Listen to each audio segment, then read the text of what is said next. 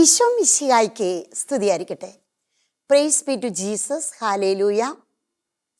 Goodness T വിയിലേക്ക് കർത്താവിൻ്റെ നാമത്തിൽ എല്ലാ മക്കളെയും, കുടുംബാംഗങ്ങളായ നിങ്ങളെ ഓരോരുത്തരെയും വചനത്തിന് അടിമ വെച്ചുകൊണ്ട്, പരിശുദ്ധാത്മാവിന് അടിമ വെച്ചുകൊണ്ട് നമ്മുടെ കണ്ണും കാതും ഹൃദയവും ശരീരവും മനസ്സും എല്ലാം തുറന്ന് നമുക്ക് വചനം ശ്രവിക്കാനായിട്ട് ഒരുങ്ങാം. പല വിധത്തിലുള്ള വ്യഗ്രതകളിൽ നിന്ന്, തിക്താനുഭവങ്ങളിൽ നിന്ന്, സങ്കടങ്ങളിൽ നിന്ന്, നൊമ്പരങ്ങളിൽ നിന്ന്, ദുരിതങ്ങളിൽ നിന്നൊക്കെ ഓടി വന്നിട്ടാണ് നമ്മൾ ഈ ടി വിയുടെ മുൻപിലിരുന്ന് ഇത് കേൾക്കാൻ പോകുന്നത്.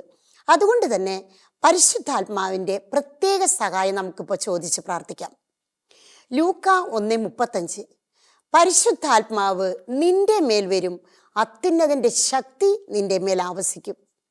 അപ്പസ്തോല പ്രവർത്തനങ്ങൾ 1:8, പരിശുദ്ധാത്മാവ് നിങ്ങളുടെ മേൽ വന്നു കഴിയുമ്പോൾ നിങ്ങൾ ശക്തി പ്രാപിക്കും. അപ്പസ്തോല പ്രവർത്തനങ്ങൾ അധ്യായം 2, 1-4 വരെ. പന്തക്കുസ്ത ദിനം സമാഗതമായപ്പോൾ അവരെല്ലാവരും ഒരുമിച്ച് കൂടിയിരിക്കുകയായിരുന്നു. പെട്ടെന്ന് കൊടുങ്കാറ്റടിക്കുന്നത് പോലുള്ള ഒരു ശബ്ദം ആകാശത്ത് നിന്നുണ്ടായി. അതവർ സമ്മേളിച്ചിരുന്ന വീട് മുഴുവൻ നിറഞ്ഞു. അവരെല്ലാവരും പരിശുദ്ധാത്മാവ് കൊണ്ട് നിറഞ്ഞു. അഗ്നിജ്വാലകൾ പോലുള്ള നാവുകൾ തങ്ങളുടെ ഓരോരുത്തരുടെ മേൽ വന്ന് നിൽക്കുന്നതായി അവർ കണ്ടു. പരിശുദ്ധാത്മാവ് കൊടുത്ത ഭാഷണവരമനുസരിച്ച് അവർ വിവിധ ഭാഷകളിൽ സംസാരിക്കാൻ തുടങ്ങി. ജോയൽ പ്രവാചകന്റെ പുസ്തകം നമുക്കറിയാം. അവസാന നാളുകളിൽ എൻ്റെ എല്ലാ ദാസന്മാരുടെ മേൽ ഞാൻ എൻ്റെ ആത്മാവിനെ വർഷിക്കും. അത് അപ്പസ്തോല പ്രവർത്തനങ്ങളിലും വീണ്ടും എടുത്തു പറയുന്നുണ്ട്. പ്രിയപ്പെട്ടവരെ, എൻ്റെ പുത്രിപുത്രന്മാർ പ്രവചിക്കും, യുവാക്കൾക്ക് ദർശനങ്ങൾ ഉണ്ടാകും, വൃദ്ധന്മാർ സ്വപ്നങ്ങൾ കാണും. എൻ്റെ ദാസന്മാരുടെ മേൽ ആത്മാവിനെ വർഷിക്കുകയും അവർ പ്രവചിക്കുകയും ചെയ്യും. വീണ്ടും ഉൽപ്പത്തി അധ്യായം 1 നമ്മൾ കാണുന്നുണ്ട്. ആദിയിൽ ദൈവം ആകാശവും ഭൂമിയും സൃഷ്ടിച്ചു. ഭൂമി രൂപരഹിതവും ശൂന്യവുമായിരുന്നു. ആഴത്തിനു മുകളിൽ അന്ധകാരം വ്യാപിച്ചിരുന്നു. ദൈവത്തിൻ്റെ ചൈതന്യം വെള്ളത്തിന് മീതെ ചലിച്ചുകൊണ്ടിരുന്നു. ഈ ദൈവത്തിൻ്റെ ചൈതന്യം ആരാണ്? പരിശുദ്ധാത്മാവാണ്. ഏലിയായിൽ, ഏലീഷുവായിൽ, ജെറമ്യായിൽ, എസക്കിയായിലൊക്കെ, പരിശുദ്ധ അമ്മയിലൊക്കെ ചലിച്ച പരിശുദ്ധാത്മാവിനെ കൂട്ടുപിടിച്ചുകൊണ്ട് വേണം എപ്പോഴും വചനം നമ്മൾ കേൾക്കാനായിട്ട്. ഒപ്പം തന്നെ നമുക്കറിയാം, വെളിപാട് 1:3 എന്താണ് പറയുന്നത്? ദൈവവചനം കേൾക്കുകയും വായിക്കുകയും പാലിക്കുകയും ചെയ്യുന്നവർ അനുഗ്രഹീതർ, അവർ ഭാഗ്യവാന്മാർ. സിസ്റ്റർ അല്പം കൂടി 1000 തവണ എഴുതുന്ന പലരും സിസ്റ്ററുടെ മുൻപിൽ ഇരിക്കുന്നുണ്ട്. സിസ്റ്റർ 1000 തവണ എഴുതാനായിട്ട് പറയാറുണ്ട്. ആ ഒരു എഴുതുകയും ചെയ്യുന്നവർ ഭാഗ്യവാന്മാർ എന്ന് സിസ്റ്റർ കൂട്ടിച്ചേർക്കുകയാണ്. പ്രിയപ്പെട്ടവരെ, ദൈവവചനത്തിൻ്റെ ശക്തി നമ്മുടെ ഉള്ളിലേക്ക് ആഴ്ന്നിറങ്ങട്ടെ. ഇപ്പോൾ നമ്മൾ ധ്യാനിക്കാൻ പോകുന്ന വിഷയം വളരെ വളരെ പ്രധാനപ്പെട്ടതാണ്. പ്രത്യേകിച്ച് ഈ കാലഘട്ടത്തിൻ്റെ ഒരു വിഷയം. പ്രിയപ്പെട്ടവരെ, സ്വർഗരാജ്യവും നരകരാജ്യവും തമ്മിലുള്ള പോരാട്ടം. ഒരിക്കൽ കൂടെ പറയാം, സ്വർഗരാജ്യവും നരകരാജ്യവും തമ്മിലുള്ള പോരാട്ടം, യുദ്ധം മുറുകുകയാണ്. ഇതാണ് ഇന്ന് സംഭവിച്ചുകൊണ്ടിരിക്കുന്നത്. ഒരു ദൈവ പൈതൽ വളരെ ജാഗ്രതയോടുകൂടെ, ആത്മീയ ദാഹത്തോടെ, തീക്ഷ്ണതയോടെ മുന്നോട്ട് പോയില്ലെങ്കിൽ നരകരാജ്യത്തിലേക്കുള്ള ഒരു യാത്ര കാണാനായിട്ട് സാധിക്കുന്നുണ്ട്. അതിന് കാരണം, ഏറ്റവും പ്രധാനപ്പെട്ട കാര്യം, കുടുംബ പ്രാർത്ഥനയുടെ തകർച്ചയാണ്. എല്ലാവരും ഒരുമിച്ചുള്ള കുടുംബ പ്രാർത്ഥന ഇല്ലാതായ ഒരവസ്ഥ. കുടുംബ പ്രാർത്ഥന, കുംഭസാരം, പരിശുദ്ധ കുർബാന, പരിശുദ്ധ ജപമാല, കരുണക്കൊന്ത തുടങ്ങി കൗദാശിക ജീവിതത്തിലുള്ള ഒരു അനാസ്ഥ, ഒരു തളർച്ച, ഒരു അലസത, മന്ദത ഇന്ന് നരകരാജ്യത്തിലേക്കുള്ള യാത്രയ്ക്കുള്ള മുതൽക്കൂട്ടുകളായിട്ട് മാറുകയാണ്. എന്നാൽ സ്വർഗരാജ്യത്തിലേക്കോ, കൗദാശിക ജീവിതത്തിനോടുള്ള വലിയ ദാഹം, വിശുദ്ധ ഗ്രന്ഥത്തോടുള്ള, ദൈവവചനത്തോടുള്ള ആത്മീയ ദാഹം, അതൊക്കെ ഇന്ന് കുറഞ്ഞു വന്നിട്ട് മൊബൈലിൽ നിന്ന് കിട്ടുക, അല്ലെങ്കിൽ സോഷ്യൽ മീഡിയയിൽ നിന്ന് കിട്ടുന്നത്. ചില കൗൺസിലിങ്ങിലെ ചില യുവതി യുവാക്കൾ പറയുകയാണ്, സിസ്റ്റർ ഈ മൊബൈൽ മതി, ഭക്ഷണം പോലും വേണ്ട, രാത്രി മുഴുവനും ഉറക്കമിളച്ചിരുന്ന് ഇതിൽ ശരീരസുഖം, സന്തോഷം, ലൗകിക സന്തോഷം, ജഡിക സന്തോഷം, കണ്ണുകളുടെ ദുരാശ, ജഡിക സന്തോഷം ഇതിൽ വന്നു ചേരുകയാണ്. സ്വർഗരാജ്യം നഷ്ടപ്പെടുകയാണ് പ്രിയപ്പെട്ടവരെ. സങ്കീർത്തനങ്ങൾ അധ്യായം 1 മുതലുള്ള തിരുവചനങ്ങൾ. ദുഷ്ടരുടെ ഉപദേശം സ്വീകരിക്കുകയോ പാപികളുടെ വഴിയിൽ വ്യാപരിക്കുകയോ പരിഹാസകരുടെ പീഠങ്ങളിൽ ഇരിക്കുകയോ ചെയ്യാത്തവൻ ഭാഗ്യവാൻ. അവൻ്റെ ആനന്ദം കർത്താവിൻ്റെ വചനത്തിലാണ്. രാവും പകലും അവൻ അതിനെക്കുറിച്ച് ധ്യാനിക്കുന്നു. നീർച്ചാലിനരികെ നട്ടതും യഥാകാലം ഫലം തരുന്നതും ഇല കൊഴിയാത്തതുമായ വൃക്ഷം പോലെയാണവൻ. അവൻ്റെ പ്രവർത്തികൾ സഫലമാകുന്നു. എന്നാൽ ദുഷ്ടർ അങ്ങനെയല്ല, അവർ കാറ്റു പരത്തുന്ന പതിരു പോലെയാവുന്നു. നീതിമാന്റെ മാർഗത്തിൽ ചരിക്കാൻ അവർക്ക് കഴിയുകയില്ല.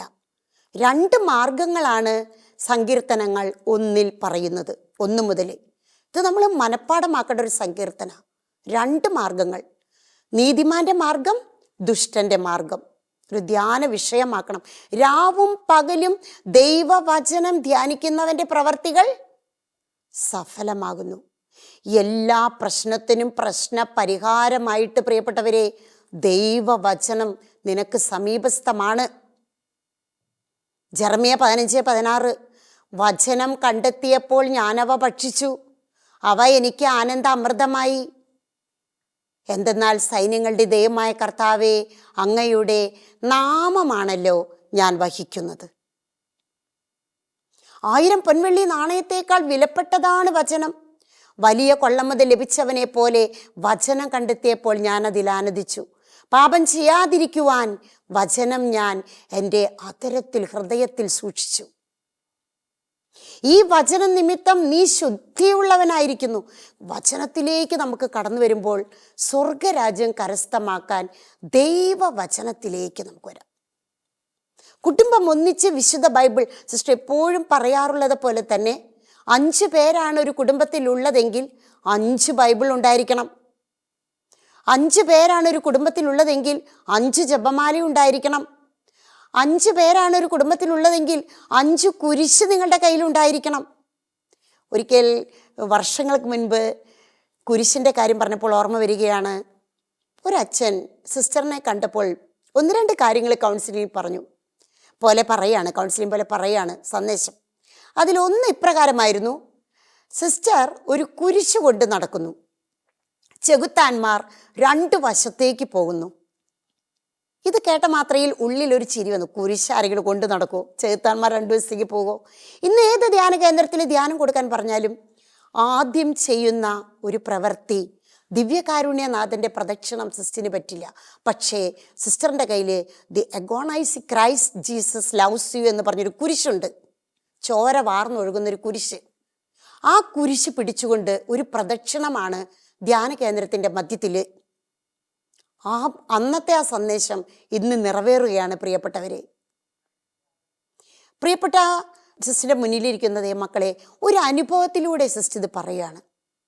തനത് വിധി ഇന്ന് എല്ലാവരും മറന്നു പോകുന്ന ഒരവസ്ഥയിലേക്ക് നമ്മൾ ഈ നരകരാജ്യം സ്വർഗരാജ്യം എന്ന ഈ വിഷയത്തിലേക്ക് സിസ്റ്റർ വരുമ്പോൾ ഈ പോരാട്ടത്തിൽ തനത് വിധി എന്നൊരു വിഷയമുണ്ട് പ്രിയപ്പെട്ടവരെ. ആരും പറയാൻ മടിക്കാത്തതും പറഞ്ഞാൽ അത് കേൾക്കാൻ ഇമ്പകരമല്ലാത്തതും സുഖകരമല്ലാത്തതുമായൊരു വിഷയം തനത് വിധി.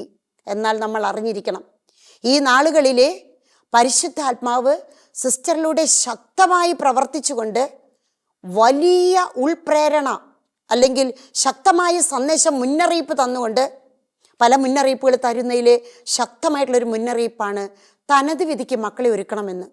അങ്ങനെ ഒരുപാട് സിസ്റ്റേഴ്സിനെ തന്നെ അൽമാരെയൊക്കെ പെട്ടെന്ന് തന്നെ ഒരു വലിയ ഉൾക്കാഴ്ച കിട്ടുന്നു, തനത് വിധിക്ക് പോയി ഒരുക്കുന്നു. ഇത് വലിയൊരു സന്ദേശം സിസ്റ്റർ ഇപ്പോൾ ഈ ഗുഡ്നസ് ടിവിയിലൂടെ സിസ്റ്റർ ഇത് പറയാനായിട്ട് അല്ലെങ്കിൽ വെളിപ്പെടുത്താനായിട്ട് പരിശുദ്ധാത്മാവ് ആഗ്രഹിക്കുകയാണ്. ഒരു അനുഭവം മാത്രം സിസ്റ്റർ ഇപ്പോൾ ഇവിടെ പറയുകയാണ്. ഒരു ക്രൈസ്തവ മകൻ, പരിശുദ്ധ കുർബാനയില്ല, കുമ്പസാരമില്ല, ഭാര്യയും മക്കളും ഉത്തരീയം കഴുത്തിലിട്ട് കൊടുത്താൽ അത് പൊട്ടിച്ചു കളയും, ജപമാല എന്താണെന്ന് അറിയില്ല, ചൊല്ലില്ല, ചെറുപ്പം മുതലേ അപ്പനെ പോലെ മദ്യപാനം മാത്രമായിട്ട് കഴിയുന്ന ഒരു മനുഷ്യൻ. ഈ മകൻ കൂലിപ്പണിക്ക് പോയി വന്നാൽ മദ്യക്കുപ്പിയും ആ പൈസ മുഴുവൻ മദ്യക്കുപ്പിയുമായി വീടിൻ്റെ മുകളിൽ ഇരുന്നു കൊണ്ട് രാത്രി മുഴുവൻ കുടിച്ച് പിന്നെ രാവിലെ വീണ്ടും കൂലിപ്പണിക്ക് പോകുന്ന ഒരു മകൻ. 3-4 തവണ മരിക്കാൻ പോയി, ശ്വാസം ദേ പോയി എന്ന മട്ടായി. പക്ഷെ അതിൽ നിന്നെല്ലാം വീണ്ടും തനിയെ ജീവനിലേക്ക് തിരിച്ചു വന്നു. അങ്ങനെ സിസ്റ്ററുടെ യൂട്യൂബൊക്കെ കണ്ട് അവർ ഈ വചനം എഴുതുന്നതിലേക്കൊക്കെ വന്ന ഒരു ഭാര്യയും മക്കൾക്കും കുറച്ചുകൂടി വിശ്വാസമുള്ളവരായിരുന്നു. അവർ ഒരു ദിവസം സിസ്റ്റർ വേളാങ്കണ്ണിയിൽ ധ്യാനം കൊടുക്കാനായിട്ട് പോയി.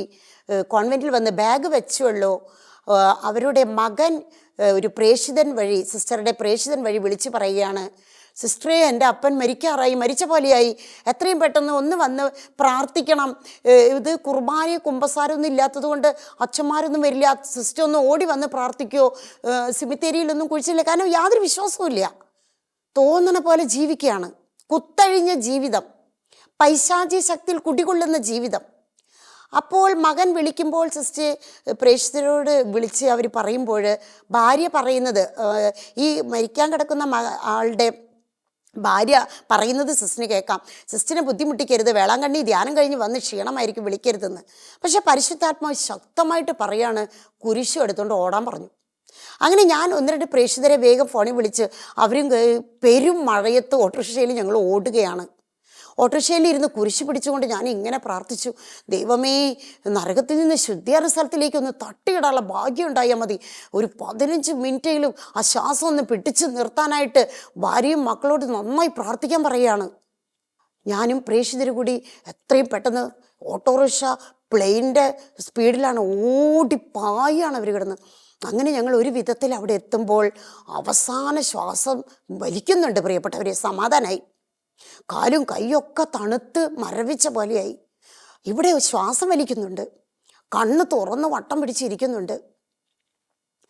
ഉടനടി ഞങ്ങൾ കന്നാവെള്ളവും കുരിശൊക്കെ കൊണ്ട് കന്നാവെള്ളം എടുത്ത് ഈ കട്ടിലിൻ്റെ എല്ലാ തലക്കിലും പരിശുദ്ധാത്മാവ് തെളിക്കാൻ പറഞ്ഞ് എല്ലാവരോടും സങ്കീർത്തനങ്ങൾ 123 ഇങ്ങനെയുള്ള അവസരങ്ങളിൽ നമുക്ക് പ്രാർത്ഥിക്കാനുള്ളതാ. കർത്താവേ, ഞങ്ങളോട് കരുണ തോന്നണമേ, കരുണയായിരിക്കണമേ.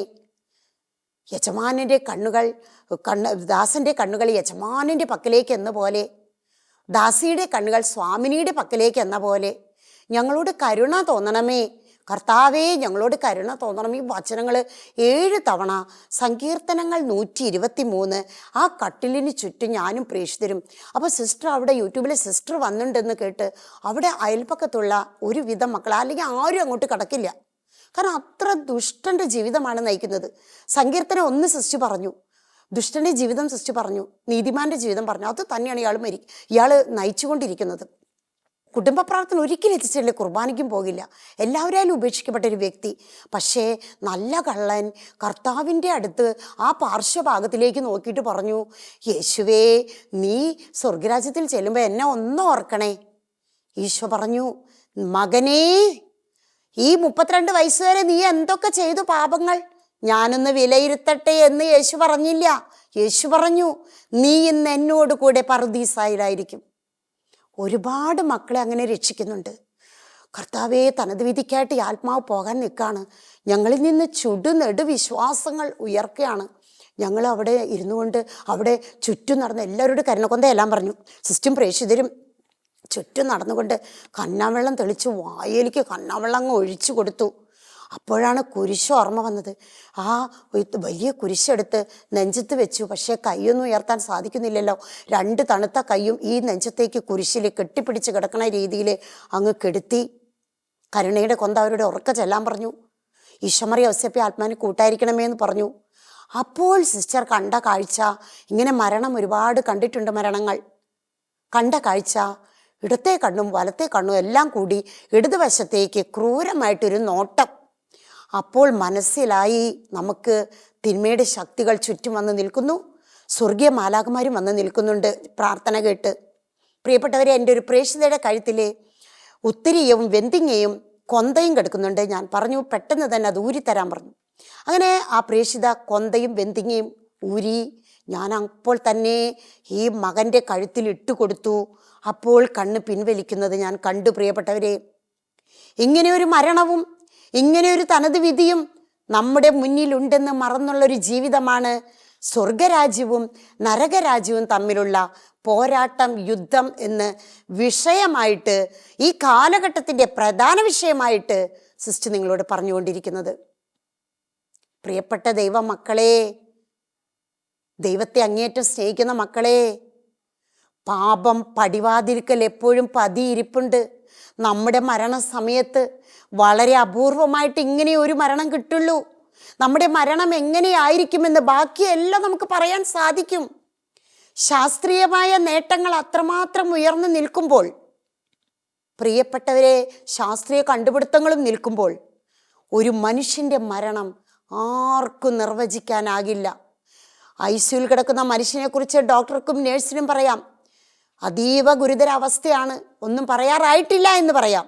എന്നാൽ ഇപ്പോൾ മരിക്കുമെന്ന് പറയാൻ സാധിക്കുകയില്ല. അത് ദൈവത്തിന് മാത്രമേ അറിയൂ എൻ്റെ പ്രിയപ്പെട്ടവരെ.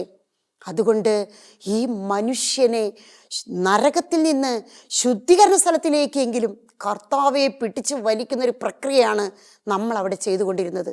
സ്വർഗം കിട്ടണം, സ്വർഗത്തിൽ ആത്മാക്കൾ നിറയണം, അതായിരിക്കണം ഒരു ക്രൈസ്തവൻ്റെ അഭിനിവേശം. മർക്കോസ് 16:15 നിങ്ങൾ ലോകമെങ്ങും പോയി എല്ലാ സൃഷ്ടികളോടും സുവിശേഷം പ്രസംഗിക്കുമെന്ന് പറയുമ്പോൾ യേശുവിനെയും അവൻ്റെ വചനത്തെയും കുറിച്ച് അറിയിക്കണം. മർക്കോസ് 16:24 പ്രിയപ്പെട്ടവരെ, ദൈവവചനത്തെക്കുറിച്ചോ യേശുവിനെക്കുറിച്ചോ അറിയാത്തത് കൊണ്ടല്ലേ മകനെ മകളെ നിങ്ങൾക്ക് തെറ്റുപറ്റുന്നത്. മർക്കോസ് 12:24 എപ്പോഴും നമ്മൾ ഓർക്കണം. അങ്ങനെ ഈ മകൻ ശാന്തമായിട്ട് കിടക്കുകയാണ്, ശ്വാസം വലിച്ചുകൊണ്ടിരിക്കുന്നുണ്ട്. കന്നാവെള്ളം വീണ്ടും വീണ്ടും കട്ടിലും അവരുടെ വീട്ടിലും മുറ്റത്തും ഒക്കെ ഞങ്ങൾ നല്ല പെരുമഴയാണ്, പെരുമഴ പോലെ കന്നാവെള്ളം തെളിച്ച് എല്ലാവരും പ്രാർത്ഥിക്കാൻ പറയും. എല്ലാ മക്കളും, ആ ചുറ്റുപാടുമുള്ള ഒരു ഗ്രാമപ്രദേശമാണ്, ആ ചുറ്റുപാടും ക്രൈസ്തവരാണ്, എല്ലാവരും ഓടിയെത്തി എല്ലാവരും പ്രാർത്ഥിച്ചുകൊണ്ടിരിക്കുന്ന വലിയൊരവസ്ഥ. പ്രാർത്ഥനയുടെ ഇടയിലൂടെ ഒരു അരമണിക്കൂർ കഴിഞ്ഞിട്ടുണ്ടാവും. ഈ മകൻ്റെ ശ്വാസം അപ്പോഴും കയ്യിൽ കുരിശിങ്ങനെ ഇങ്ങനെ വെച്ച് കിടക്കുകയാണ്. ഈ ശ്വാസം സാവകാശമായി നിലച്ച് ഇതാ വരികയാണ്. അവസാനം ഈ മകൻ പ്രാർത്ഥിക്കുകയാണ്. ഞാൻ ഈ ഭാര്യയോടും മക്കളോടും പറഞ്ഞു, പ്രിയപ്പെട്ടവരെ, നിങ്ങൾക്കാരെങ്കിലും ഈ ഭാര്യ പലവട്ടം നിങ്ങൾ നശിച്ചു പോകുന്ന പലവട്ടം പറഞ്ഞ ഭാര്യയാണെങ്കിൽ ഞാൻ പറഞ്ഞു, നിങ്ങൾ എത്ര കുമ്പസാരിച്ചാലും ഈ അപ്പച്ചൻ്റെ കാല് പിടിച്ച് ഇപ്പോൾ മാപ്പ് കൊടുക്കുകയും മാപ്പ് സ്വീകരിക്കുകയും ചെയ്യുക. അതുപോലെ മക്കളും ചെയ്യുക, ബന്ധുമിത്രാദികൾ ചെയ്യുക, എല്ലാവരും ചെയ്യുക. ഞാനും കാല് പിടിച്ച് കുടുംബ പ്രാർത്ഥന, കുർബാന, കുമ്പസാരം, ദിവ്യകാരുണ്യ സ്വീകരണം ഒന്നും കിട്ടാത്ത, പിന്നീട് ഈ മകന് വേണ്ടി ഒരുപാട് ഓടി നടന്ന് സിമിത്തേരിയിൽ തന്നെ ഈ മകൻ്റെ മൃതസംസ്കാരം നടത്തി. പ്രിയപ്പെട്ടവരെ, ഒരുപാട് സന്തോഷം തോന്നി. അങ്ങനെ തനത് വിധിക്കായിട്ട് ഈശോയുടെ മുൻപിൽ നിൽക്കുമ്പോൾ ഞങ്ങൾ ഒരു ഗ്രൂപ്പ് മുഴുവനും ഈ മകൻ്റെ ആത്മാവ് ശരീരം ഭൂമിയിലിട്ട് ആത്മാവിധ തനത് വിധിക്കായിട്ട് പറന്നു പോകുമ്പോൾ നമുക്ക് പ്രാർത്ഥിക്കാനായിട്ടൊരു അവസരം, അവിടെ കരഞ്ഞ് പ്രാർത്ഥിക്കുകയാണ്. ഒരു ആത്മാവിന് വേണ്ടിയിട്ടായിരിക്കണം നമ്മുടെ കരച്ചിൽ. മറ്റ് ഭൗതിക ആവശ്യങ്ങളെല്ലാം സ്വന്തം ഛായയിലും സാദൃശ്യത്തിലും സൃഷ്ടിക്കപ്പെട്ട എൻ്റെ സ്ഥിതി, ആ സാദൃശ്യം, ആ ദൈവത്തിൻ്റെ ഛായ, ഇന്നത്തെ അവസ്ഥ എന്താണ് എന്നതായിരിക്കണം നമ്മുടെ കരച്ചിൽ, നമ്മുടെ പ്രാർത്ഥന, നമ്മുടെ ആത്മശോധന, മാനസാന്തരം. അതുകൊണ്ട് പ്രിയപ്പെട്ടവരെ, സങ്കീർത്തനങ്ങൾ 1 മുതൽ നിങ്ങൾ ധ്യാനിക്കണം. നീതിമാന്റെ മാർഗവും ദുഷ്ടരുടെ മാർഗവും, സ്വർഗരാജ്യവും നരകരാജ്യവും തമ്മിലുള്ള ഈ പോരാട്ടത്തിൽ, ഈ യുദ്ധത്തിൽ നമ്മൾ സ്വർഗരാജ്യത്തിലേക്കാണ്, നിത്യജീവന് വേണ്ടിയാണ് നടക്കേണ്ടത്, ജീവിക്കേണ്ടത്. നിത്യജീവൻ, ആ ഒരു വാക്ക് ഇന്ന് പറയാനേ പാടില്ല. ഇന്ന് ആർക്കും അത് കേൾക്കാൻ ഇഷ്ടമില്ല. അത്രയും ഭൗതികമായ ലൗകിക സുഖങ്ങൾ, അതുപോലെ തന്നെ സോഷ്യൽ മീഡിയയിൽ നിന്ന് കിട്ടുന്ന ശാരീരിക സംതൃപ്തി, സൗഖ്യം, ഒരുപാട് സന്തോഷങ്ങളാണ്. അതാണ് അവർക്ക് സന്തോഷമായിട്ട് വരുന്നത്, അതാണ് അവർക്ക് സുഖമായിട്ട് തോന്നുന്നത്. അതിൽ നിന്നെല്ലാം പരിശുദ്ധാത്മാവ്, അപ്പസ്തോല പ്രവർത്തനങ്ങൾ 1:5, യോഹന്നാൻ നിങ്ങൾക്ക് ജലം കൊണ്ട് സ്നാനം നൽകി. എന്നാൽ ഞാനാകട്ടെ ഏറെ താമസിയാതെ പരിശുദ്ധാത്മാവ് കൊണ്ട് നിങ്ങൾക്ക് സ്നാനമേൽക്കും. ഓ പരിശുദ്ധാത്മാവേ, ഞങ്ങൾക്ക് വേണ്ടി നിത്യസഹായകനായി, ആശ്വാസദായകനായി, സൗഖ്യദായകനായി, വചനദായകനായി. പരിശുദ്ധാത്മാവാണ് വിശുദ്ധ ഗ്രന്ഥത്തിൻ്റെ താക്കോൽ. ദൈവവചനത്തിൻ്റെ താക്കോൽ പരിശുദ്ധാത്മാവാണ്. അപ്പോൾ എപ്പോഴും പരിശുദ്ധാത്മാവിനെ കൂട്ടിപ്പിടിച്ച് വേണം ദൈവവചനം നമ്മൾ വായിക്കാനും ശ്രവിക്കാനും പാലിക്കാനും വചനം എഴുതി പ്രാർത്ഥിക്കാനും. ഈ ദൈവവചനത്തിൻ്റെ ശക്തി നമ്മളിൽ എല്ലാവരിലും നിറയട്ടെ എന്ന് പ്രാർത്ഥിക്കുകയാണ്. പരിശുദ്ധാത്മാവ് നമുക്ക് കൂട്ടുകാരനാണ്, നമ്മുടെ കാവൽക്കാരനാണ്, സഹയാത്രികനാണ്. പരിശുദ്ധാത്മാവിനെ കൂടാതെ നിങ്ങൾക്കൊന്നും ചെയ്യാൻ സാധിക്കുകയില്ല എന്ന് യേശു നമ്മളോട് വാഗ്ദാനം ചെയ്തു. ഇതുകൊണ്ടാണ് നമുക്ക് പ്രാർത്ഥിക്കാം. ഈശോ മിശിഹായുടെ വാഗ്ദാനങ്ങൾക്ക് ഞങ്ങൾ യോഗ്യരാകുവാൻ സർവേശ്വരൻ്റെ പരിശുദ്ധ മാതാവേ ഞങ്ങൾക്ക് വേണ്ടി അപേക്ഷിക്കണമേ. പരിശുദ്ധാത്മാവ് എന്ന് സിസ്റ്റർ എപ്പോഴൊക്കെ പറഞ്ഞുവോ സിസ്റ്ററിനെ കാണാൻ സാധിക്കുന്നുണ്ട്. പരിശുദ്ധാത്മാവ് എന്ന വാക്ക് ഉപയോഗിക്കുമ്പോൾ പരിശുദ്ധ അമ്മ അവിടെ വന്ന് നിൽക്കുകയാണ്. കാരണം പരിശുദ്ധാത്മാവിൻ്റെ മണവാട്ടിയാണ് അമ്മ. പരിശുദ്ധ അമ്മയെക്കുറിച്ച് നമ്മൾ എപ്പോഴൊക്കെ പറയുകയാണോ അപ്പോഴൊക്കെ പരിശുദ്ധാത്മാവും അവിടെ വന്ന് നിൽക്കും. കാരണം ലൂക്ക അധ്യായം 1 നമുക്കറിയാം, മാലാഖ ദൈവത്തിൻ്റെ ദൂത് പറയുമ്പോൾ പരിശുദ്ധ മറിയം ഒന്നും മനസ്സിലായില്ല. കന്യകയായ അമ്മ സംശയം ചോദിക്കുന്നുണ്ട്, ഇതെങ്ങനെ സംഭവിക്കും? എനിക്കിതൊന്നും അറിഞ്ഞുകൂടാ, പുരുഷനെ പോലും എനിക്ക് അറിയുന്നില്ല എന്ന് പറയുമ്പോൾ പ്രിയപ്പെട്ടവരെ, മാലാഖ ദൈവത്തിൻ്റെ ദൂത് പറയുകയാണ്. ലൂക്ക 1:35 പരിശുദ്ധാത്മാവ് എന്നൊരു വാക്കുപയോഗിച്ചു. ദൈവം പരിശുദ്ധാത്മാവ് ഇപ്പോൾ നിന്റെ മേൽ വരും, പേടിക്കണ്ട, അത് നിന്നിൽ ആവസിക്കും. വരിക മാത്രമല്ല, ശക്തമായിട്ട് നിന്നിൽ ആവസിക്കും. ആ ഒരു വചനം 35 കേട്ട മാത്രയിൽ അതിൻ്റെ ഒപ്പം തന്നെ 37 കൂട്ടിച്ചേർത്തു ദൈവം. ലൂക്ക 1:37 ദൈവത്തിന് അസാധ്യമായിട്ട് ഒന്നുമില്ല. മറിയമേ, ദൈവത്തിന് ഒന്നും അസാധ്യമല്ല. നീ ദൈവകൃപ നിറഞ്ഞവളാണ്, നീ ദൈവസന്നിധിയിൽ എപ്പോഴും കൃപ കണ്ടെത്തുന്നവളാണ്. വീണ്ടും വീണ്ടും പറയുകയാണ്.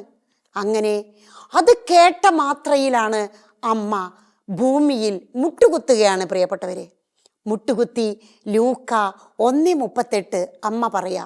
അമ്മയോടൊപ്പം നമുക്കും പറയാം, ഇതാ കർത്താവിൻ്റെ ദാസി, നിന്റെ വാക്കുപോലെ എന്നിൽ സംഭവിക്കട്ടെ. ഈ വചനങ്ങളെല്ലാം നിങ്ങളൊരു നോട്ട് ബുക്കിലേക്ക് എഴുതി അതെപ്പോഴും ഉരുവിട്ടുകൊണ്ടിരിക്കുകയും ധ്യാനിക്കുകയും ആ ഭാഗങ്ങൾ വായിക്കുകയും ചെയ്തുകൊണ്ട് ദൈവവചനത്തിൽ അധിഷ്ഠിതമായ നീതിമാന്റെ മാർഗത്തിലൂടെ നമുക്ക് ചരിക്കാം. സങ്കീർത്തനങ്ങൾ 1 മനഃപ്പാഠമാക്കിക്കൊണ്ട് എല്ലാ മക്കളും അതിലെ ഓരോ വചനവും സ്വാംശീകരിക്കണം, ധ്യാനിക്കണം. ദൈവവചനം എപ്പോഴും നിങ്ങളുടെ കൂടെ ഉണ്ടായിരിക്കണം. ദൈവം നിങ്ങളെ സമൃദ്ധമായിട്ട് അനുഗ്രഹിക്കട്ടെ. കൈകൾ കൂപ്പാം, കണ്ണുകൾ അടയ്ക്കാം. ദൈവത്തിൻ്റെ ആശീർവാദം നമുക്കിപ്പോൾ സ്വീകരിക്കാം. സ്വർഗരാജ്യത്തിലേക്ക് ഒറ്റക്കെട്ടായി നമുക്ക് നടന്നു നീങ്ങാം. നരകരാജ്യമേ നീ ദൂരെ പോവുക എന്ന് പറയാം. നരകമേ നീ എനിക്ക് അന്യമായിട്ട് പോകട്ടെ, പാതാളത്തിലേക്ക് ചവിട്ടി താഴ്ത്തി ഉൽപ്പത്തി 3:15 പറയുന്നത് പോലെ പരിശുദ്ധ അമ്മയെ നമുക്ക് മുറുകെ പിടിച്ചുകൊണ്ട് നമുക്ക് ഈ യാത്ര തുടരാം. പ്രിയപ്പെട്ടവരെ, പിതാവായ ദൈവത്തിൻ്റെ സ്നേഹക്കോട്ടയും പുത്രനായ ദൈവത്തിൻ്റെ തിരുരക്തക്കോട്ടയും പരിശുദ്ധാത്മാവായ ദൈവത്തിൻ്റെ അഭിഷേക അഗ്നികോട്ടയും പരിശുദ്ധ അമ്മയുടെ ജപമാല കോട്ടയും വിശുദ്ധ യൗസേപ്പ് പിതാവിൻ്റെ പ്രാർത്ഥനാക്കോട്ടയും മാലാഖമാരുടെയും വിശുദ്ധരുടെയും വിശുദ്ധി കോട്ടയും എപ്പോഴും നമ്മോടുകൂടെ ഉണ്ടായിരിക്കട്ടെ. 24 ശ്രേഷ്ഠന്മാർ, അപ്പസ്തോലന്മാർ, ഹെരോദേസ് കൊന്നൊടുക്കിയ കുഞ്ഞു മാലാഖ പൈതങ്ങൾ എല്ലാവരും ഇപ്പോൾ ഇവിടേക്ക് എഴുന്നള്ളി വന്നിരിക്കുകയാണ്. വചനം എവിടെ തുറന്ന് എവിടെ പറയുന്നുവോ ആ മക്കളുടെ അടുത്തേക്ക് പിതാവിൻ്റെയും പുത്രൻ്റെയും പരിശുദ്ധാത്മാവിൻ്റെയും നാമത്തിൽ ആമേൻ.